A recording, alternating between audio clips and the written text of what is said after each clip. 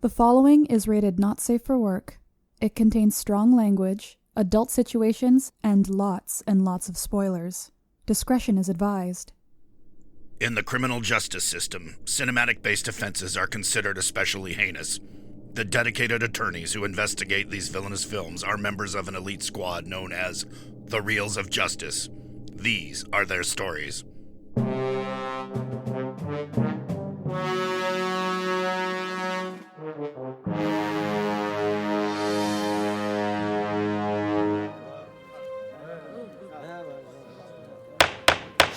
Order, please, order! The Reels of Justice is now in session. The Honorable Judge Big Ben Haslar presiding. All eyes for the Honorable Judge Haslar. Be seated. Welcome to the Reels of Justice. Today we are hearing the case of The People versus Aquaman.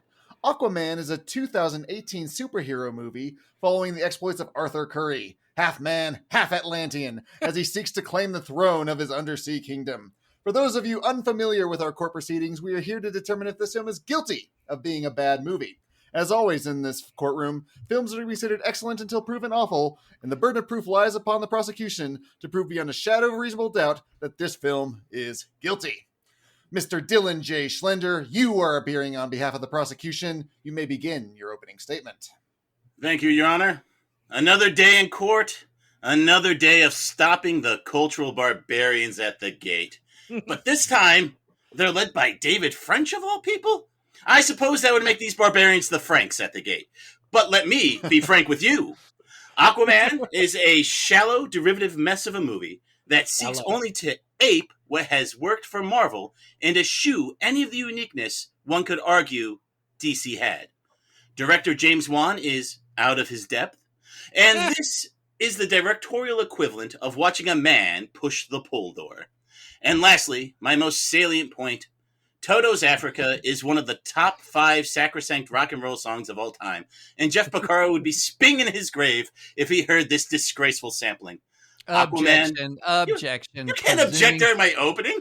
He can lie his pants off during opening statement. Wait, can you object to it? I keep forgetting Dave's a real lawyer, so he might know. It's highly improper, so you were right to. You were right. Oh, it's frowned upon in this courtroom, Mr. French. Thank you. All right, so anyway, Aquaman is a bad movie, as it is a movie that is overly saturated with the worst of what the superhero genre has to offer, on top of being in a highly saturated market that can, has, and will do better. Thank you. Thank you, Mr. Slender. And I would want to tell you that you only have 3 more water puns that you can use. No. Keep them coming. Appearing on behalf of the defense is Mr. David French. Please present your opening statement. There are 3 kinds of superhero movies that exist in this world. We'll call them good, better, and best. Because as we know, in the last 25 years, there has not been a bad superhero movie. Yes. Aquaman clearly is in the category of better. And here's why, very briefly. If there are 2 ways to make a superhero movie excel. One is to take it seriously, as in the Nolan Batman trilogy, which turns a superhero movie into a film. Another way to do it is also with Zack Snyder and the Snyder Cut and Man of Steel and the ultimate edition of Batman versus Superman. The theatrical version, as far as I'm concerned, does not exist. All 3 of those are superhero movies where the premise is taken seriously. There's another way to do this, and that's when you make it the best. But there's another way to do it, and that is to realize that, wait a minute, we're completely just watching people in costumes saving the world. That's ludicrous. It's insane. It's ridiculous. Let's just have fun with it. Before Aquaman, if it was before Aquaman, but around Aquaman, this would be Thor Ragnarok. This is an insane movie. This is ridiculous. We're going to have things like what looks like something approaching a cockroach as a central character in the movie. No, but Aquaman is exactly the movie that takes the absurd, that takes the ridiculous and turns it all up to 11. And really, honestly, when you think about it, it's an homage of sorts. to a great movie of a previous era, before the Superman era. And that movie was Con Air, gentlemen. Do you remember it? I do. I'll never forget. Peak Nicolas Cage, peak John Cusack, John Malkovich, Steve Buscemi, Ving Rhames, Dave Chappelle, Danny Trejo. Ludicrous premise. Action ridiculously over the top, climaxing with a crash landing in the Las Vegas Strip. Music bombastic, guitars wailing. Dialogue. I mean, do you remember? Put the bunny back in the box. That's all I remember. There was a moment when I was watching Aquaman that it hit me. This is the Con Air of superhero movies. Don't go expecting Nolan's Batman. Don't go expecting Snyder. But you're going to go and you're going to have Dolph Lundgren. Nicole Kidman is a Kraken. William Dafoe. I mean, not Nicole Kidman is a Kraken. Nicole Kidman is a queen. Julie Andrews is a Kraken. Even better. Makes more Even sense. better. And over-the-top music. How dare you, sir? How dare you cast shame upon Pitbull's version of Toto's Africa? That's when I knew I was in the presence of greatness, is when the Sahara was stretching before me and I thought, this is a magnificent vista. What would make it better? I thought Toto's Africa, but throwing Pitbull on top of it. You cannot make it better. I think there's really only one word to describe Aquaman, and that's glorious. That's glorious. Have you ever seen another movie that featured an army of sharks with laser rifles on their heads? I've said it before. Dr. Evil wanted it. I've said it before. I'll say it again. There are two kinds of people in this world. There are people who want to watch a movie that features sharks with lasers on their heads and people who do not want to see that movie. I would rather be a part of the world that wants to see a heavily armed shark army. Thank you. Thank you, Mr. French. Mr. Schlender, you may tell us how dare you with your first exhibit. And I believe I will. Actually, I might just rest my case agreeing that this is the Con Air of superhero movies. How is that not a win for me? Oh, you're going down. Oh, I just won. I just won because we all know that Con Air is a glorious movie. I love John Cusack. Well, while we're talking about comparisons, this movie invites the inescapable comparisons to other superhero movies. And this is where we begin to see the repetition, the aping of the more successful movies. Aquaman is a man of two worlds, just like Superman. Check. A brotherly conflict. Thor and Loki. Check. Giant wartime animals. Black Panther. Check. A quippy main character. Literally every superhero movie. Check, check, check, please. I'm done. I'm getting out here. What I suppose is really maddening, too, about Aquaman is we have to scrap even the paucity of character development that Aquaman got in Justice League. We come back to Aquaman to be treated... Objection. I would like a clarification of which Justice League that we're talking about. Are we talking about the Snyder Cut or the abomination that causes desolation known as the theatrical version? In this timeline, we have to deal with the theatrical version, but even if we do the Snyder Cut, it still makes less sense. But I'm willing to give Aquaman the slimmest benefit of the doubt because it did come out before the Snyder Cut, and James Wan's hackery had nothing to do with Zack Snyder's. So, with that said, if you want to take his character development from the Snyder Cut or his character development from the atrocious theatrical version, have at it, because he loses it regardless. He becomes a reluctant drunk hero. I mean, this is what he's being asked in this movie. They want him to save the world. And he says, hey, I may save Russian subs. I may save distressed fishermen. I may even save the world. But don't ask me to save the world again. Come on, it's ludicrous. So, out of what can only be described as a fear of rocking the boat, we are treated to a plot that is a mile wide and inch deep, has fetch quests, useless action elements that don't move the plot, and then the hero's redemption. This was like a cheap video game. I'm frankly surprised Aquaman did not have to hit up a save point at any time. A lot of points there, Mr. French. Your rebuttal? I mean, a lot of points, but all against the backdrop of a complete category error. Okay, this is when I'm hearing these critiques of Aquaman, what I'm hearing is somebody who's walking into what they think is, I don't know, a Martin Scorsese movie, and they're watching actually Talladega Nights, the Ballad of Ricky Bobby, and trying to evaluate it in Scorsese terms instead of taking it for what it was. All of those things that you said are bad are what are actually good about it. And they all happen in other superhero movies, Mr. French. But better and more over the top in Aquaman, intentionally so. No, in a much more derivative fashion than in the other movies. Nobody. Order in my court. Mr. French, you may proceed. Nobody is trying to make, why am I blanking? Amazon Prime for The Boys. Boys? The Boys, yes, The Boys. Nobody's trying to make The Boys here, okay? Nobody's trying to break any new ground. What they're trying to do, I'll say it before, I'll say it again. Maybe we should call it a version of the Spinal Tap of superhero movies. They turned the whole thing to 11. It's almost like a knowing parody of the superhero movie, but with tremendous eye candy, okay?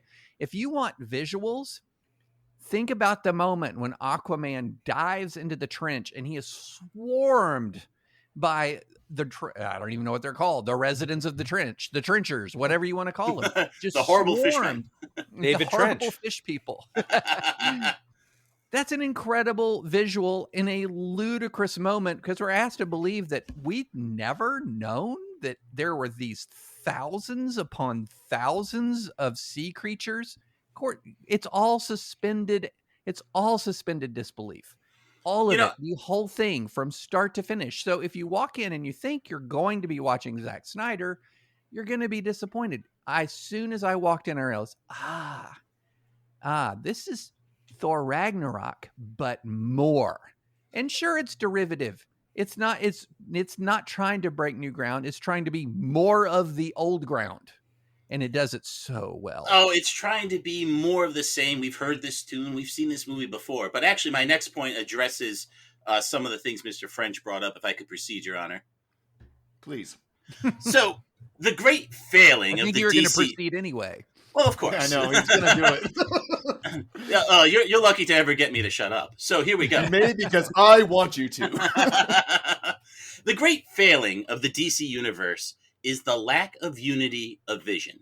Now, maybe this is all rooted to the fact that Snyder needed to disengage from these projects due to personal matters.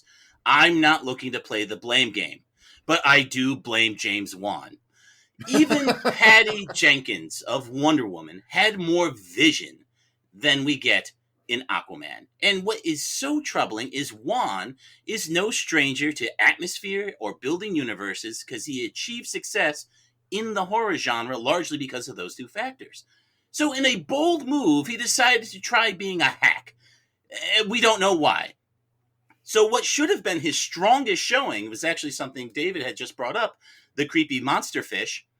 We are instead treated to a lackadaisical swim chase with no action that gets the heart pumping, when he could have been exploring the terrors of the deep in a way that was very, very interesting. But instead, it's pat and dry, and it's over before it even begins. So Wan either lacked the vision, will, or talent, possibly all of them, to make us feel like we were in an enormous, hopeless, scary situation. We did not fear the terror of the void as our heroes go deeper and deeper into the darkness. So if I said, hey, James Wan, got any worthwhile drama or attention? He would say, go fish. Was James Wan involved in the writing of this film? Counselor? He was the director. He was the captain of the ship. Okay, so I didn't even have that one written down. Mr. French, your rebuttal. Now we've cracked open the abyss of Marvel. Look, when I talk to people about Marvel, what is always occurring is what I'm actually talking to people about with Marvel is the Avengers arc or the Captain America arc, which I'm going to acknowledge it's good. It's absolutely good. Some of it moves into the category of better. I would say Avengers Endgame is in the pantheon, right up there with the Nolan, right up there with the Snyder, right up there with original Wonder Woman. They're really, really good. But if you're going to talk about the MCU overall, a lot of people don't get into things like, Iron Man 2, Thor, The Dark World. I mean, Hey, yeah, no, Thor, I The love Dark Thor: World. The Dark World. Easy now, Mr. You Jury. all have that one. Order in my court. I mean, even of the Avengers arc, which is overall outstanding, Age of Ultron, no, Boo. no, not good. You're getting Ant-Man Ryan and to boo Wasp. you. Come on. I'm going to Ant-Man hold and Wasp. the jury in What? contempt. What is memorable about? There's 23 of the 23. How many of them are truly memorable? Aquaman, memorable. It is absolutely something that completely stands out in the superhero universe.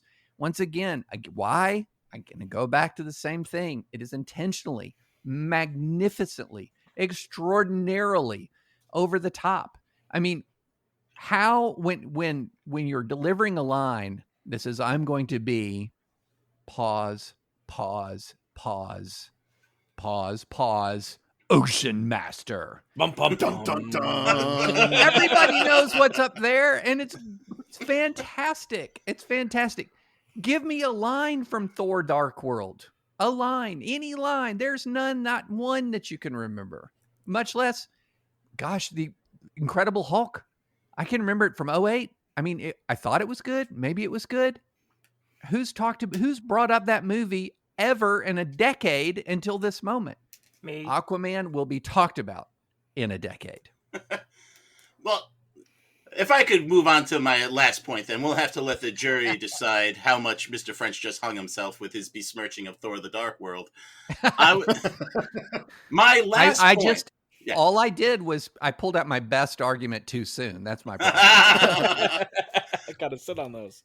For my last point, I have prepared a 20-minute presentation about why Toto is one of, if not the greatest rock bands of all time, and as such, their tunes should never be sampled, covered, and or any other term that means someone else doing it. But I did get a cease and desist letter from them, so we can't play all the Jeff Porcaro drum fills. So I'm going to move on to a point that kind of helps my case a bit better. Thank you, Mr. Rodriguez, for filling out that form for us, by the way. You're welcome. So it's the baffling design choices. All the costuming is clunky in this. Black Manta looks like Hey Arnold. All of the monochromatic looks of Mira, Aquaman, and Ocean Master again harken back to this cheap video game feel. It doesn't feel like a movie. It feels like a screen test. And let's take a moment to appreciate that for some reason, Atlanteans thought designing a helmet that responds to its wearer's facial characteristics was at any point a priority. No wonder us surface dwellers kicked their butt and threw all of our garbage in there. They clearly weren't paying attention. The overkill CGI in the creatures might just be the icing on the cake. They look too unreal. They look too light to be as evocative as similar creatures that we saw in Lord of the Rings. Get this, 15 years earlier. And I will rest on that. Very well. The prosecution has rested his case. Mr. French, the floor is yours. I'm going to go back to my original tripartite analysis of superhero movies, with good, which would be the bulk of the Marvel universe, best, which would be the peak of the DC universe, and this being better. And why is it better? Because there's something really important about the superhero genre that makes us all feel young. It's going to connect with that like inner middle school kid who wants to see cool stuff.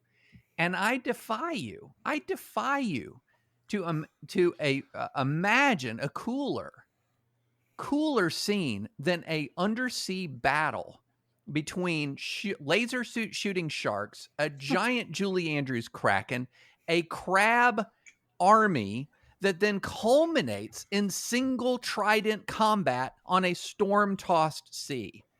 I use the term eye candy. That's insulting, actually, to the magnificence of the vistas that we saw and those final minutes. It's eye caviar.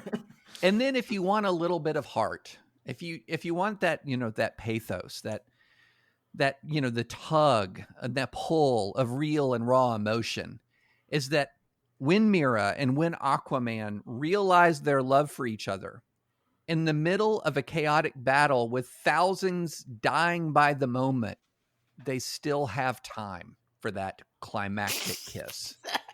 They still have time. They make Objection. time. There is no No, chemistry. you're out of line, Counselor. I too would make the time. They make time Oh, for God. love in a time of hate. And so you have it all. You have it all. You have the cool sights, the sweeping vistas, the over-the-top images, Toto supplemented, not degraded, supplemented by Pitbull.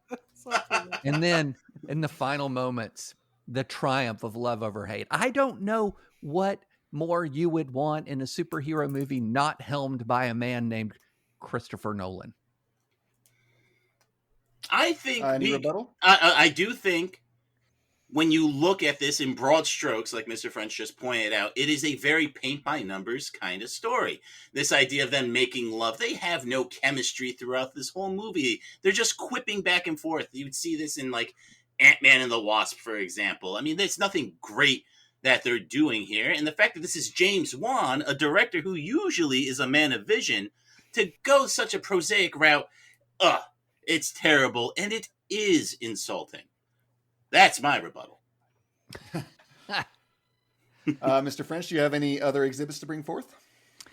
I don't believe that I have any other exhibits. I mean, I don't know what more can be said when you just think for a moment. Okay, well, I'll keep going. I'll keep going till the judge cuts me off, as I've done many times in court.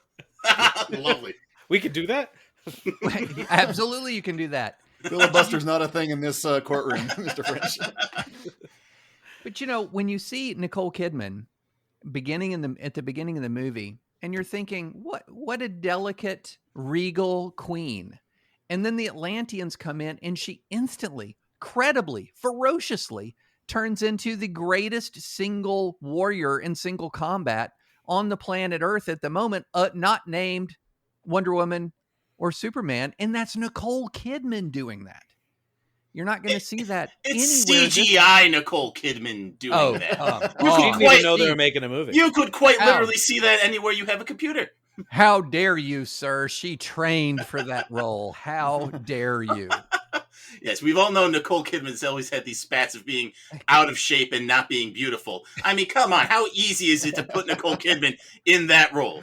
I bet you if you watch the making of Aquaman, she will describe 9 months in Trident Combat School, sir. Ryan, look into that. Cannot confirm at the moment. The defense rests. All right, thank you. Both the prosecution and the defense have rested their cases. Prosecution, you may begin your closing statement. Ladies and gentlemen of the court, this assault on the senses can't go unpunished. Frankly, everything about this movie is insulting. It offers us nothing we can't get from superior films. Superior and contemporaneous films, I might add. Now, this court found the Snyder Cut innocent, mainly due to my deft legal maneuvering, but also because it acknowledged what makes DC unique. Maybe not always great, mind you, but at least different from what else is out there. And Aquaman, it doesn't try to be different. If you want Marvel, go for Marvel. Go see Ant-Man, go see Spider-Man. It's all out there, and they can all deliver on the quips in action as much or as better than Aquaman. Aquaman is a movie out of place. It is a movie out of step. You might even call it a fish out of water. Thank you. Boo! That's right. I've been holding that back this whole time. Boo. Feels good. Thank you, Mr. Washed Up Schlender. Mr. French, you may begin your closing statement. Ladies and gentlemen, I believe it's only gentlemen. Gentlemen. Today it is. As far as Today you it know. Think of the listeners at home, Dave. Gentlemen of the jury. If you hate Aquaman, I don't think it's too far. I don't think it's hyperbole. I think it's entirely appropriate to say you hate America. I knew it. I knew it. And let me explain why. If you could sum up the mission statement of the Aquaman movie, when the filmmakers were constructing it, when the writers were writing it, it would be in one word: more. It might be in 2 words: supersize that. And that, ladies and gentlemen, is America. Do you like fries? More fries. Do you like burgers? 3 patties on that, please. Everything that we do big. And that's what Aquaman did. You want Julie Andrews? You'll see the biggest Julie Andrews that's ever been on the screen. You want combat undersea? You're going to see the largest undersea combat to be ever filmed in the history of mankind. Do you want Toto? You're going to have supplemented, enhanced Toto. I hate this so much. Everything is more. Everything is more, intentionally so. This is, I said at the beginning, instead of going to 10, you go to 11, because doggone it, that's what Spinal Tap knew about the United States of America. That's what made Spinal Tap great in the United States of America. Until, of course, a loss of a few drummers. But this movie is more. America is more. Aquaman equals America. Thank you. From sea to shining sea, thank you, Mr. Defense. Members of the jury, Mr. Robb Maynard, Mr. Big Ben Haslar, and Mr. Baracuda Ryan Luis Rodriguez. You have heard the facts concerning this case.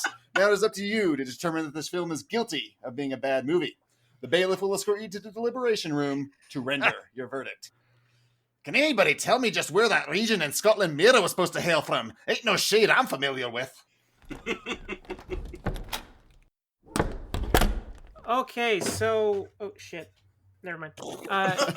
What are we thinking? I think it's really telling that in the 25 minutes of deliberations, nobody brought up Jason Momoa once.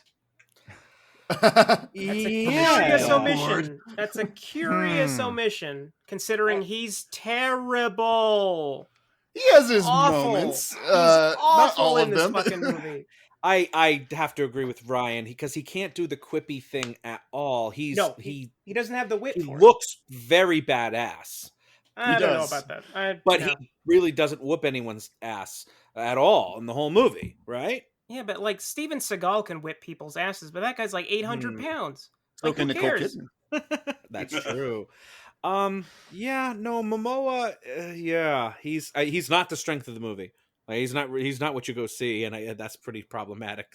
I've And he's always with kind of had Amber issues with him Heard. being Aquaman, even from like Justice League, because this guy is not the Aquaman I know. Like he's like Khal Drogo, right, from Game of Thrones, and it's like, yeah, Khal Drogo's cool. Aquaman's not cool, but you can't like put them together and like, oh, Aquaman's cool now. You know, it's a different guy. Batman Brave and the Bold Aquaman is cool. Outrageous. But New 52 Aquaman is pretty cool. But can I say that I don't love the trope of the superheroes wearing their old costume, but I think this is the worst one. I think when Aquaman comes out in the orange with the green wrist, that is painful. But let's say some things I do like about the movie. It is visually rather stirring. I do love all the sea monsters. And I actually like Ocean Master, except for his mask moving with his face. I just love that they unironically say Ocean Master. Like that is just. Well, it's his so his comic book. character's name, so it. I know, but they say it with like deadpan face, and the music actually goes dun dun dun. That's just so perfect. Yeah, we laughed about that while watching it. It does feel. Did this guys remind you a lot of like Thor Ragnarok? That's what I kept. Yeah, when I saw this in the theaters, I thought it was kind of like the bootleg version of that movie. But then I watched it again like maybe a month ago, and I will amend that it's probably better looking than Ragnarok, but it's similarly dumb, but I guess in an intentional way. Yeah. Oh, definitely. Amber Heard's character is pretty interesting. Unfortunately, People she's hated her. I playing didn't the think she was character. that bad. Oh, she's. I didn't think she was that bad either. I mean, That's at least 'cause she's There's like nice to emotion look in her at. eyes and stuff that you don't Yeah. necessarily get from Momoa. So I guess maybe just she's know. like benefiting from his whatever she's giving him. But I think Momoa's strength, like back to Momoa briefly though, but like that moment in the bar when the guys come up to almost threaten him and like, come on, he's Jason Momoa, you're not going to beat him up. And then they take his picture and then they cut to the montage of them taking pictures and laughing and drinking. That's the perfect tone for this movie. Like that should be Aquaman. Like that's perfect. But then there's other times where he's like really trying to be clever and most of those jokes fall flat. Yeah, and that's entirely his fault. Like it is I would say a disastrous performance, because I could actually enjoy this movie unironically if he wasn't in it. Amber Heard, sure, I guess. There's nothing about her that's particularly strong as an actress, but she's pretty. I'll give her that. That's how I knew I was shallow, when I saw Amber Heard, and I was like, yep, I'm into that.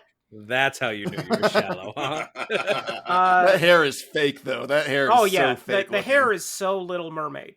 Well, Like, that stuff if she bothers was- me. If she was going to sing It Part looks of like- Your World, then it would be okay, but she doesn't. How do you Because dye Disney your loves hair that song. underwater? I mean, it there's- looks there's some good synthetic. dyes. You know, Yeah. and bullets don't work on Aquaman, but tattoo needles do. You know how to get all those tattoos. That's his skin. I don't know. Exactly. It's not his skin. So yeah, let's start thinking about verdicts. Something can be said for what the defense said. You know, this isn't, you know, if you go into watching this movie and comparing it to like a Scorsese movie or on that kind of a rubric, you're gonna be disappointed, obviously. So I've got to compare it to other superhero movies where there are much better leading men in superhero movies than this. But this gives me a lot of what I want in superhero movies, a lot of moving vistas, a lot of different locations. We get to go to the desert and the ocean. Those are different places. And Yes, they are. You took geography. Why, Exactly. thank you, Rob. I didn't know that before. just in case Ryan wanted to get caught up. And I just can't find a movie with sharks with frickin' laser beams on their heads guilty. So I'm going not guilty. Ben, what are you thinking? I'm kind of where Rob's at. I don't love this movie. I compare it more to the other DC films, and I sort of have a mark against it for trying to copy what Marvel's doing. I think some of those weapons look very like they came from Walmart's toy section, but other than that, it's a lot of fun to watch. It's like all the choreography and like the visual stuff of like, you know, Aquaman going underwater with the flare and these things going around him. Every fight, That was a great even scene. the one where they're like in, what is it, Greece, where they're like, or Rome, where they're like zooming around and we're on Aquaman and then we're on Mera and then we're on Aquaman, Well, seemingly in one take. That Pause, stuff is actually, because we very didn't fun talk to about watch. this at all. Black Manta's in this movie. I totally forgot about it. He's the best part of this movie, and he's Yes. barely in this movie. Agreed. He is, and his suit looks stupid. I will agree with the. Oh, the Oh, I best like suit his on suit. that. I I like the his suit. That's Oh, what he looks like. Really? Yeah, He just that's, needs his that's Black antenna. Manta. It's I know a little that's what he smaller, looks like, but- that's him. And I guess that's I totally forgot. And I watched the movie like last night. I totally forgot Black Manta's in it, and that is to me a strike against this movie, though, because Black Manta should have just been the main villain of this. Instead, they wanted to like set him up for the next movie. And it's Yeah, like, you don't just even tease know for if the you're going next to one. get a next movie. Why don't you do We the are. first one well? Yeah, but do this Oh. one well and give me Black Manta. And you know, so yeah, I forgot that. So yeah, I just wanted to mention that Black Manta is awesome, and you don't get nearly enough of him. He's no, he's good. I don't like the costume though. I think it's like a little too like direct. You know, I like it when they sort of like, okay, this is what it looks like in 2-dimensional form, and this is how we beef it up in like, you know, the real movie look, like what they do with Superman suits and stuff. But anyway, I mean, yeah, he's the character is fun. His fights were fun, especially that one in Rome where they're zooming around and stuff. There really isn't a dull action scene in this whole film.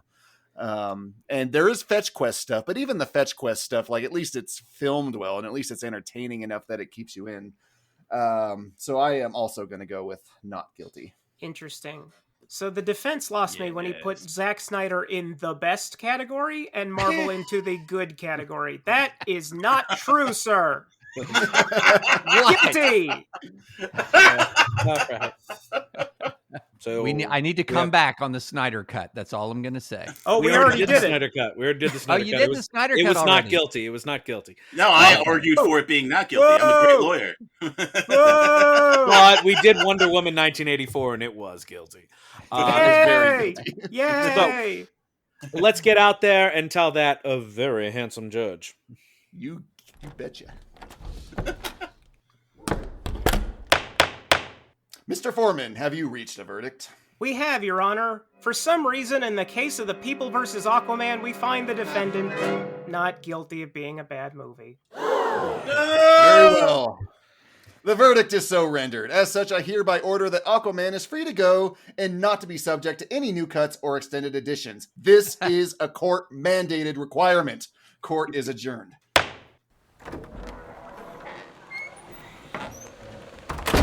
This is Tom Mado Tomato, reporting to you live from outside the Reels of Justice. Dylan J. Schlender, would you care to share your thoughts on the jury's verdict? I just want to say that this movie was so bad, we had to bring in a real lawyer to get it off. That should tell you everything you need to know. All right, and I just want to say, David French, you're great. Thank you for showing up. But man, you guys are the jury. Come on. I'll see you later. Thank you. And here comes David French. Excuse me, could we get a word about how you feel about today's verdict? I mean, first, from the moment I saw the jury, I knew they were people of taste and discernment. Really, I didn't even have to open my mouth. The movie speaks for itself, but I have to disagree with some words that I just heard. We don't need an extended edition. What are you talking about? I would watch a 4-hour Aquaman. No! Let's watch Aquaman again. Just watch it twice. I want to see everything that was left on the cutting room floor. More Aquaman now. That's my only demand. But I'm grateful for the service of the jury. I could immediately see that they were intelligent. I could immediately see that they came into the movie theater with the right kind of eye. The eye of a 12-year-old boy, and this was the movie for them. I have to give that kid his eyes back. Yeah, I bought them on eBay. I didn't know that they actually came from real boys. Thank you very much. That's all we have from the courthouse today. Let's go back to the studio for post-trial analysis. Oh, hell of a show. Thank you. David, thank you. Man, I can't believe I got to debate David French, and we talked about Aquaman of all things. But you know what? I would do it again. It was awesome. Oh man, what a privilege. Thank you so much. Well, that was fun. That was a great change of pace from the normal podcast that I'm on and the normal debates that I'm doing, I have to say. So yeah. But you are deft-handed at segues, because we'd love to know what you've been up to lately and what's been keeping you busy. Oh gosh. Yeah, basically everything. It was. I had hoped that after the election, that my life would get a little bit more calm, and that didn't happen because we had the whole post-election contest. Then we had January 6th. Then we had, of course, then you're moving into a new administration. So I'm just writing a ton and have been writing and podcasting a ton, and so I'm just constantly busy along those lines. And I tell people I have more fun than a recovering lawyer should be allowed to have, and it's true. So I'm very grateful for what I get to do, and that, people tune in and read and listen, and so yeah, it's a privilege. Now the real question is, do you think Sarah would come on the show? Sarah would have a blast. She's awesome. And I think she'd do it. I mean, I think she, especially after, she hears the format, and she would probably think I could do so much better than David. Competition factor. Yeah, absolutely. No, and I tell you, we're going to get busy because the Supreme Court is going to be issuing some major opinions here, like literally any day. And that's sort of our prime time. So yeah, we've got Obamacare, we've got religious liberty, we've got how an angry cheerleader could save the First Amendment. I mean, we've got all kinds of cool stuff that we're going to be talking about coming up. And that's on the Advisory Opinions podcast from The Dispatch. Correct. Yes. The legal nerd podcast you did not know you needed. The other legal nerd podcast. No, it is great. my I never apologies. never miss an episode. David, I have one question from a super fan, Paul Decker. He says, your love of the Snyderverse is well known, but how do you feel about the Donner Supermans? So Superman 1 and 2 with Christopher Reeves. I loved him. I mean, I loved him. I remember, I saw him in the theater when they first happened, and I thought they were just spectacular. And I mean, to this day, I can hear that music and it takes me back. The theme music, it takes me back. Or I can watch a clip on YouTube and you see Christopher Reeve. And one of my favorite clips is this silly one from Superman 2, where Lois Lane shoots him, purports to shoot him, but the gun has a blank in it, and he sort of goes in an instant from Clark Kent to Superman, and the transformation is amazing. I mean, it's, look, I'm a fan, not a critic, so don't come to me for some comprehensive analysis of acting and cinematography. I just thought that there was so much about that was fantastic, and I loved it. And the thing I liked about the Snyder Man of Steel is he didn't try to do that again. He said, nope, I'm not doing that again. I'm just doing something completely different, because I just don't think you can do that again. And again, and do it like Christopher Reeve. He is what he was what he was, and he was great. And I'm glad Man of Steel didn't try to recreate that. And can we set the record straight that Superman 3 is cool? No. Eat it, Maynard. No. Come on. No. Richard Pryor. Pryor. I have this kind of happy place I go to in my mind that allows me to really enjoy pop culture. And that is when movies that I'm really looking forward to disappoint me. In my mind, they just don't exist. Okay. So if somebody says the words Star Wars Phantom Menace, I don't even hear it. I don't even know what they're talking about. It's just white noise. You hear Star Wars and then you hear this. Yeah, exactly. Exactly. No love for the pod race. I mean, come on. That pod race is boring. Is boring after you've seen it once. There's a YouTube clip from a movie that was never made of a pod race that is interesting. But I feel the same way about Matrix. The Matrix 2 and 3 never happened. Yeah, and when you're in that headspace, it's a happier place to be. So it's Superman 1 and 2, and then after that. Fair enough. No, those are great points. Now, we always ask from our guests for a movie that you think people should check out. So what is a movie that our listeners should check out? Ooh, that's a great question. Well, I'm going to say, let me just say what I'm looking forward to. That I'm going to be in the theater in the second I can be, and that is Army of the Dead.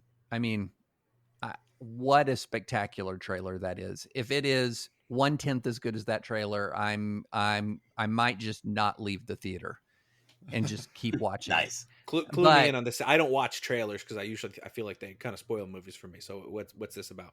So this is the latest Zack Snyder movie, and it's basically kind of sort of a sequel of sorts to Dawn of the Dead. And it is, I mean, not really. It's been many years since I've seen Dawn of the Dead, but it's essentially you assemble a team, and you're assembling a team. You're going into zombie infested Las Vegas, but it's not giving away anything because it's in the trailer. But the zombies apparently have evolved, and they've created a kind of civilization, and there appears to be a zombie queen. And I'm here for that. I'm absolutely Billie Eilish. Yeah, I'm just here for that. I have not seen, I think the last movie I saw in the theaters is I went and I saw Tenet in the theaters. So It has been so long since I've seen a movie in the theaters. And since that time, one of my pandemic habits, sadly, is I've departed from watching movies, and I've started to just dive into British crime dramas. And nice. If there is a chalk outline on the floor and somebody the person trying to solve it has a British accent, I'm watching it. And from what I can tell, a couple of things are going on in Great Britain. One is that place is just carnage. The amount of murders. I have some friends over there, and I just keep sending them messages on WhatsApp, like, watch your back, because if these shows are anything like reality, you guys are in real danger at all times. And the other thing is, those guys, their cops need guns. It is scary watching them trying to solve a crime, and they're running around with like mace and a baton. I mean, If they got nunchucks, if they got nunchucks, that'd be okay. Yeah, I mean, yeah, something. Well, something. Those are illegal in the UK, so oh come on, UK nunchucks. Oh no, they had a big ninja problem. If you put them in a movie, they cut it out of the movie. I'm just imagining one of David's friends in the UK. He was like, David's been sending me a message every day that says, watch your back. I'm starting to get worried. Yeah. I will quote from one that I just sent, and it was to a small group of overseas friends. And I said, we're 5 episodes into Shetland, which is set in the Shetland Islands north of the Scottish mainland. Never go there. The per capita death rate must rival Mosul. So, wow. I'm going to tell you, I've seen that show, and the pony did it. And the what did it? The pony. The pony. Oh. I've watched Thank the you. show, and Thank you, Ryan. I have not seen a pony yet. Oh, they'll show up. Yeah. Dylan, you were our other attorney this week. So what is a recommendation you have for this week? Well, thank you, Rob. You know, sometimes we forget who the real heroes are. And if I can embarrass David for one moment. David, thank you for your service. People may not know this. David actually is a Bronze Star recipient and served in Iraq. And that made me start thinking about our veterans out there. And a really cool movie about veterans is called Uncommon Valor. Released in 1983, it stars Gene Hackman, and he leads a band of all-star commandos into Laos to free Vietnam POWs. So take a moment to thank a vet and watch Uncommon Valor. Nice. Oh, good. Now, Thank you, I saw David. that in the. I'm old enough. I think I'm betting I'm older than all you guys. So I saw Uncommon Valor in the theaters. Awesome. Yep, you're definitely older than me. So can I come up with a documentary suggestion? Yeah, Hell sure. yeah. Varsity Blues, or Varsity Blue, which was about the FBI sting around college admissions. Very different from Varsity Blues. Yes, very different from Varsity Blues. Varsity Blue, singular. Really interesting, fascinating, and what an interesting. It's done in a very interesting way because they took the transcripts of the actual intercepts of the FBI intercepts of the telephone communications between these families and the person who was paying these bribes, and it is astonishing. It is astonishing how open and obviously these very wealthy, very sophisticated, in many cases lawyers, just admitted to crimes. I mean, this is a paraphrase of a typical call. Are we still going to be criming today? Yes, absolutely. We're criming today, except I want to crime more obviously and more clearly. I completely agree with that, because unless you crime as hard as you want to crime, you can't get into, and it is amazing. It is absolutely amazing. And then the other thing is just like, not to get all serious, the overwhelming pressure that you can see put on these kids to get into college, as if their 4 years in college are going to set their whole destiny. It's sad to watch. I mean, really, but it's fascinating. It's an interesting movie. It's very well done. It's a actual serious commentary on kind of where a particular segment of our culture is, how obsessed a particular segment of our culture is with higher education. So yeah, totally recommend it. It's the Tiger King of college admissions. Oh. Big Ben, you were our judge this week. What have you got for a recommendation? I'm going to go with my favorite James Wan, Patrick Wilson collaboration, which is the Conjuring films. It's a loving tribute to the exorcism type films of the 70s. like The Exorcist. And when I saw the first one in theaters, and Annabelle showed up on screen for the first time, this huge guy just left the theater going, nope, nope, nope, nope. Really? So with this tone like that set, with a tone like that set, it couldn't disappoint. And what follows are great films where our ghost hunter demonologist protagonists share real chemistry with each other. They bring calm with them as the houses get torn apart by otherworldly forces. I can't help but fall in love with Patrick Wilson as he plays I Can't Help Falling in Love with You in one scene and then expels demons in the next. There's a Conjuring 3 set to be released soon with James Wan not at the helm. So I hope it doesn't suck. Spoiler alert, it'll probably suck. Yeah, no, that's an interesting film franchise too, because it's kind of like, we know these people are con artists, but what if they weren't? Yeah. And I like how it's like, oh, maybe ghosts are real, maybe they're real, but like in this universe, oh, they're totally real. You got it on videotape that this whole house just got torn apart. There's no question there. But to bring it back full circle, I mean, think about the range there of I Can't Help Falling in Love with You, following by casting out a demon. But in Aquaman, it compresses all of it. They fall in love at the exact moment they're engaged in mortal undersea combat. I mean, that's the range. Patrick Wilson, the range there. They didn't understand what the term engagement ring really meant. So boo. I know, boo. Thank you. I got to get a few of them in this week. Ryan, since you booed me, you get to go. In honor of this week's trial, my recommendation is another DC Comics adaptation, perhaps the finest movie featuring Aquaman's fellow Justice Leaguer, the Lego Batman movie from 2017. Nice. It manages to be unfailingly sweet, endlessly silly, and a true visual marvel, no pun intended, from beginning to end. It's currently streaming on whatever the fuck T-Vision is, as well as the TNT and TBS apps, neither of which I have. What's a T-Vision? I've never heard of that. You don't want to know, Rob. Yeah, I don't. So I'll close this out. By the time this airs, Mother's Day is going to be far behind us, obviously. But at the time of recording, it was fairly recently. And over Mother's Day weekend, I watched the 1956 classic, The Bad Seed. The good performance. Movie. Yeah, it was an amazing movie. My jaw was dropped multiple times, and a lot of it was by the performances.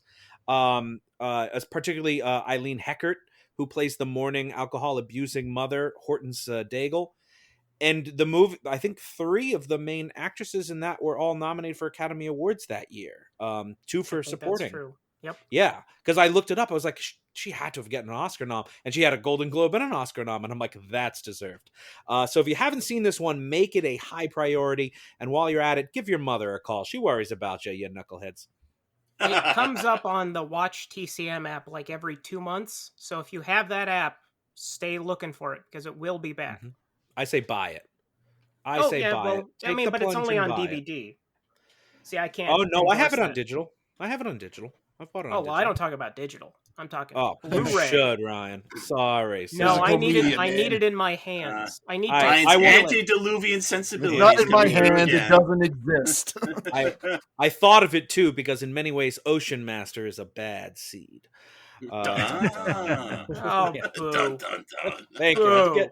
I had to get one more boo out of Ryan in this one. God. And with that final boo, we're all out of show for the week. But we want to thank our guest, David French, for joining us. Thank you so much, David. Oh, thanks so much for having me. This was a blast. Thank you. Thanks. We'd love to have you back very soon, and we can pick another movie anytime you'd like. And we hope everyone else will join us again as well, as the reels of justice keep turning. Dun, dun, dun. Boo, everyone! Please follow us on Twitter at Reels of Justice, Instagram Reels of Justice, and Facebook.com/Reels of Justice.